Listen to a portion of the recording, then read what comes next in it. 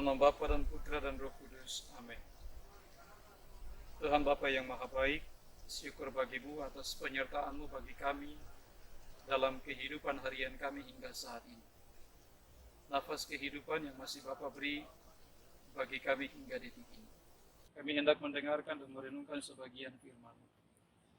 Putuslah Roh Kudus-Mu memenuhi diri kami, agar sabda-Mu, firman-Mu yang akan kami dengarkan, dapat kami amalkan dalam kehidupan harian kami.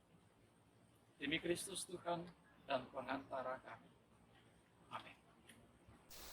Dalam nama Bapa dan Putra dan Roh Kudus. Amin.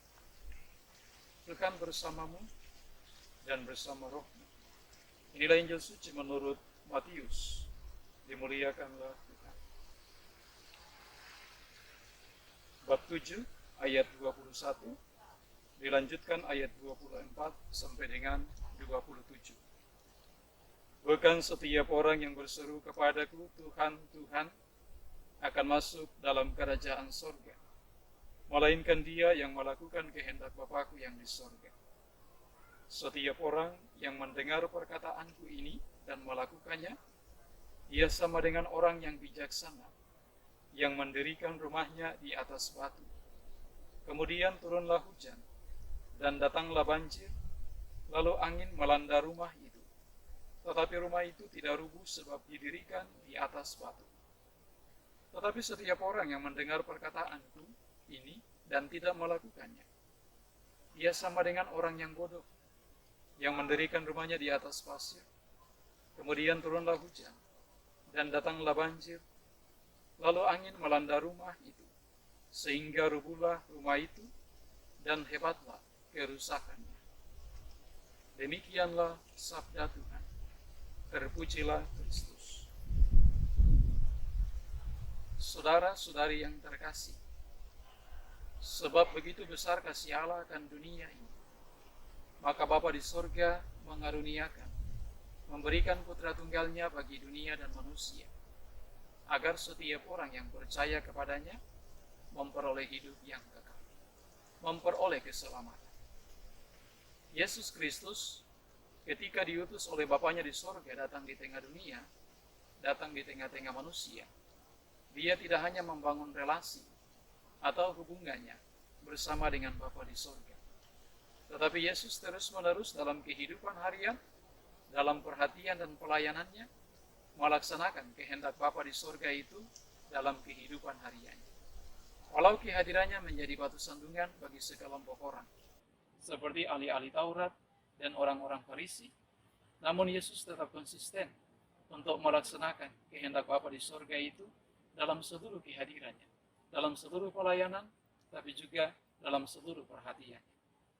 Bapak Ibu, saudara-saudari yang terkasih, firman Tuhan yang baru saja kita dengarkan tadi dari Injil Matius mengantar kita untuk memberikan pilihan.